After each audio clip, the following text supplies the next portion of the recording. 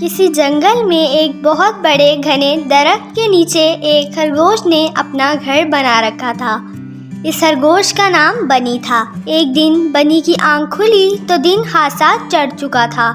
یوں بھی گرمی کا موسم تھا۔ بنی نے سوچا کہ اسے جلدی جلدی ناشتہ کر کے بازار چلے جانا چاہیے تاکہ سودا سلف لے آئے۔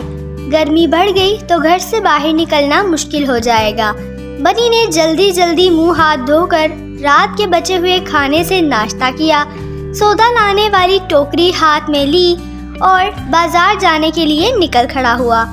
خرگوش اچھلتا ہوا اپنے گھر سے تھوڑی دور پہنچا تھا کہ اسے ایک باریک سی آواز سنائی دی، بھائی بنی، بھائی بنی۔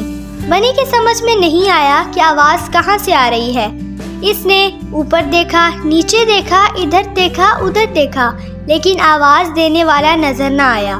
میں یہاں ہوں، آواز دوبارہ سنائی دی۔ اب بنی نے غور کیا تو معلوم ہوا کہ آواز قریب ہی اگی ہوئی گھاس میں سے آ رہی ہے۔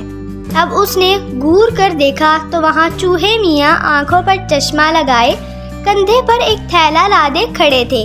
آہا، چوہے میاں آپ کہاں؟ بنی نے کچھ خوشی اور کچھ حیرت سے پوچھا۔ میں نے سوچا بنی سے ملے ہوئے کئی دن ہو چکے ہیں، اس لیے چلا آیا، لیکن تم تو کہیں جا رہے ہو؟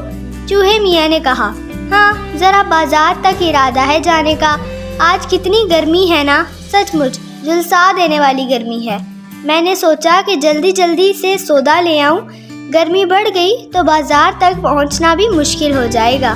ہاں واقعی گرمی تو بہت ہے، تھوڑی دیر اور ہو گئی تو سچ مچ یہ گرمی جھلسا ہی دے گی۔ چوہے نے بنی کی ہاں میں ہاں ملاتے ہوئے پوچھا، کہو تو میں بھی ساتھ چلوں؟ ضرور ضرور، بھلا اس میں پوچھنے کی کیا بات ہے، بنی نے کہا۔ پھر دونوں دوست بازار کی طرف چل دیے۔ بنی اچھلتا کودتا جا رہا تھا اور چوہے میاں بھی کبھی دوڑتے اور کبھی چھلانگیں لگاتے۔ تھوڑی ہی دور چلے ہوں گے کہ انہیں پھر ایک آواز سنائی دی، بھائی بنی آداب، بھائی چوہے میاں آداب۔ بنی اور چوہے میاں کو ایسا محسوس ہوا جیسے کہ آواز ان کے پیروں کے نیچے سے آ رہی ہو۔ انہوں نے ادھر ادھر دیکھا لیکن انہیں کوئی نظر نہ آیا۔ میں یہاں ہوں، آواز دوبارہ سنائی دی۔ اب انہیں آواز کی سمت کا اندازہ ہو گیا تھا۔ انہوں نے اس سمت غور سے دیکھا تو لمبی لمبی گھاس کے درمیان میں انہیں ایک ننھا منا خوبصورت لال رنگ کا پرندہ نظر آیا۔ اس پرندے کو اس کے رنگ کی وجہ سے لال ہی کہتے تھے۔ واہ بھائی لال، تم تو بڑی سایہ دار جگہ تلاش کر کے بیٹھے ہو، بنی اور چوہے میاں نے ایک ساتھ کہا۔ ہاں، بس گرمی سے گھبرا کر ذرا دیر کے لیے یہاں رک گیا تھا۔ آپ لوگ کہاں جا رہے ہیں؟ سودا لینے بازار جا رہے تھے، بنی اور چوہے میاں نے جواب دیا۔ لال نے کہا، میں بھی سودا لینے ہی کے لیے گھر سے نکلا ہوں، کہو تو تمہارے ساتھ چلوں؟ یہ بھی کوئی پوچھنے کی بات ہے۔ ابھی تینوں بازار کے قریب ہی پہنچے تھے کہ انہیں بھائی ہرن مل گئے۔ انہوں نے آواز دے کر تینوں کو پوچھا کہ وہ تینوں کہاں جا رہے ہیں۔ ہم سودا لینے بازار جا رہے ہیں، تینوں نے کہا۔ کہو تو میں بھی تمہارے ساتھ چلوں؟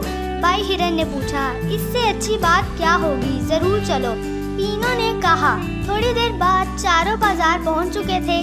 بنی نے اپنے لیے تازہ سبزیاں خریدی، کچھ لیموں اور شکر بھی خریدی۔ چوہے صاحب نے اپنے لیے پھل خریدے۔ بھائی ہرن نے اپنے لیے خشک میوہ اور تھوڑا سا چارہ خریدا۔ لال نے اپنے لیے کچھ دانہ دن کا خریدا۔ ابھی وہ سامان خرید کر دکان سے باہر نکلے ہی تھے کہ انہیں ایک زوردار کڑک سنائی دی۔ بنی نے کہا، یہ تو بجلی کی کڑک ہے۔ چاروں نے آسمان کی طرف دیکھا، کالے کالے بادلوں نے سورج کو چھپا دیا تھا۔ تھوڑی تھوڑی دیر بعد بادل زور سے گرجتا بھی تھا اور بجلی بھی چمک رہی تھی۔ بارش ہونے والی ہے، جب ایسے بادل چھاتے ہیں تو بارش ضرور ہوتی ہے۔